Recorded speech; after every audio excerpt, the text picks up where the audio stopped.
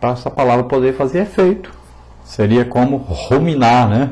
O boi, ele come ali o capim, mastiga, engole, vai para um lugar chamado livro, depois volta e ele mastiga de novo, vai aproveitando todos os nutrientes desse capim. Assim a palavra.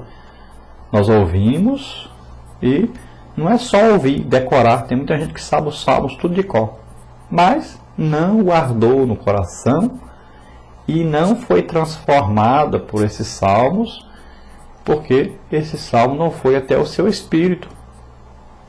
Não é só ir aí o pensamento, até a memória. Não, tem que ser guardado no coração, no íntimo. Tem que ir até o espírito. Então, ouve é o corpo que ouve. Guardar no coração, ou seja, na alma. Agora é preciso chegar ao espírito. É preciso fazer efeito. É preciso ter prática, né, nisso que recebeu. Depois, então, a palavra precisa ser aceita e acolhida por nossas mentes e corações. Armar-se com a palavra é outra atitude fundamental para não fracassar. Então é preciso manejar bem a palavra da verdade. Então, depois da palavra recebida, guardada, meditada, agora essa palavra vai ser usada como arma de ataque, né? A espada do Espírito é a palavra. Então nós temos que saber responder às pessoas, manejar bem essa palavra. Então aprendermos bem para poder manejar, para poder usar na hora certa em todas as situações da nossa vida. Na parte 2, a restauração e a influência de fatores externos em nossas decisões. Número 6, como a influência do meio prejudicou a vida espiritual de Davi? Embora não sirva de desculpa, não há como negar que Davi se deixou influenciar pelo meio do qual vivia. Na cultura do Antigo Oriente, os reis eram quase semideuses, podendo exercer um poder absoluto e ter praticamente tudo o que queriam. Ser homem de várias mulheres era algo considerado normal naqueles dias, com Davi não foi diferente.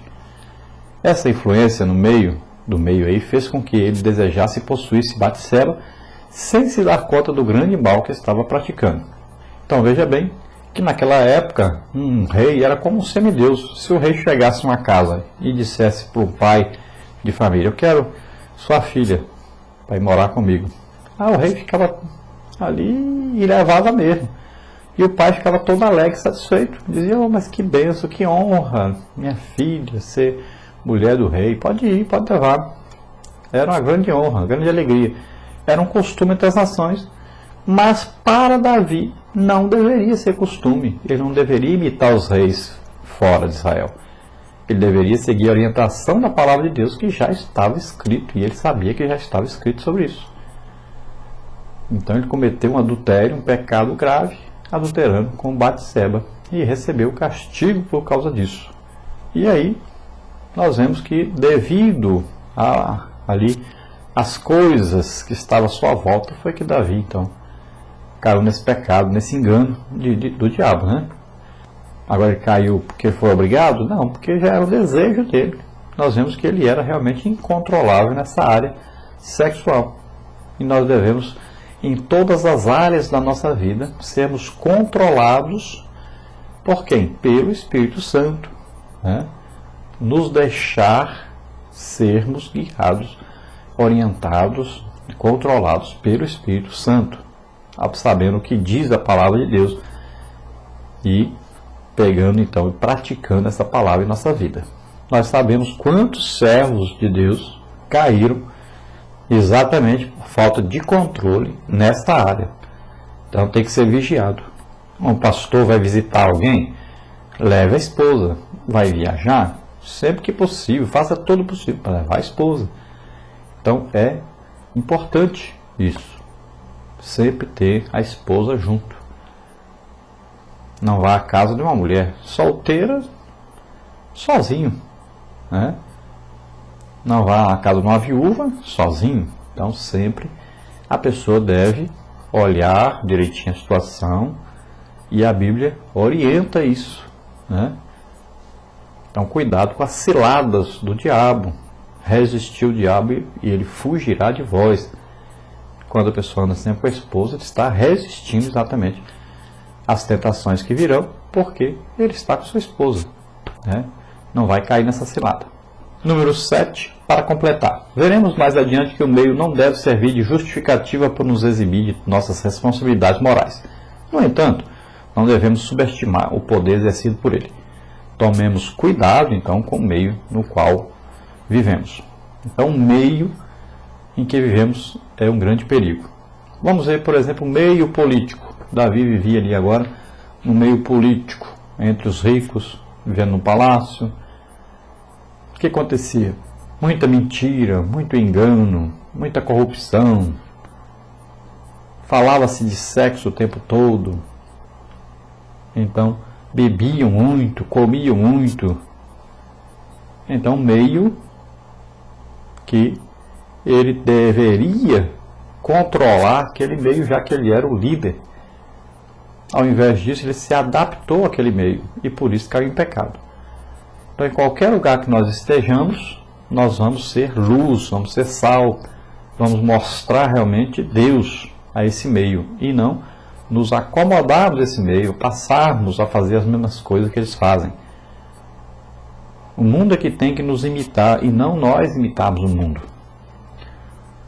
Não pode o crente entrar numa festa e daqui a pouco estar bebendo como os outros estão bebendo, estar conversando os mesmos assuntos que não trazem edificação nenhuma, né? Piadas, palavrões, começa a fazer brincadeiras, começa até a brincar com a palavra de Deus, começa a olhar para as mulheres como os outros estão fazendo, começa a conversar os mesmos assuntos que estão conversando. Não, o crente não é para fazer isso. O crente, em todo lugar que ele está, ele deve representar Deus.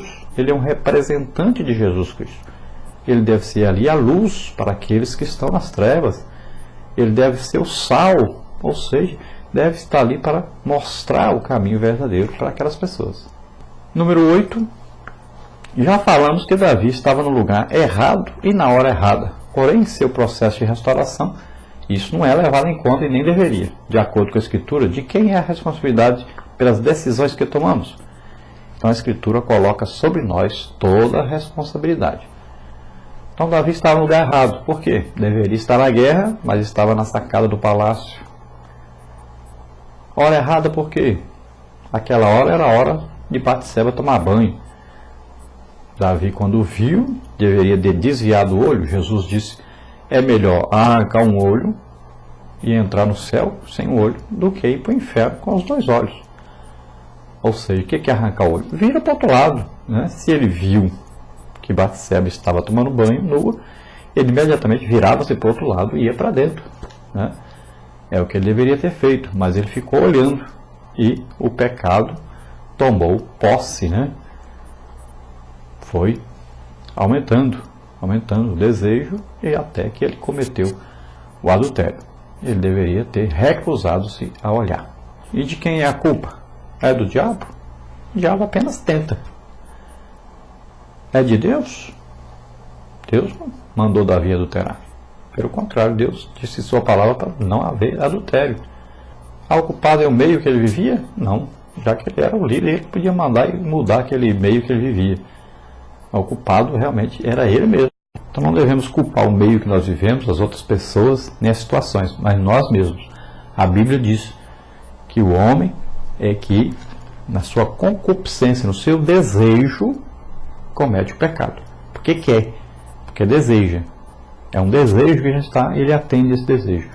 Não bote culpa em ninguém, nem em nada. O culpado realmente somos nós mesmos quando pecamos. Então a alma que pecar, esta morrerá. O pai não leva iniquidade do filho, nem o filho do pai. Né? Então o meio que você vive não é o culpado, mas é você mesmo. Cada um deve assumir a sua responsabilidade. Por onde começa a restauração de Davi? Número 9 aí. Começa pela sua própria conscientização de que pecou e a culpa é só dele próprio. Como agentes morais livres, somos responsáveis por nossas ações ou decisões. Então, Davi começa a sua restauração quando ele olha para si e reconhece que ele pecou, que ele está errado.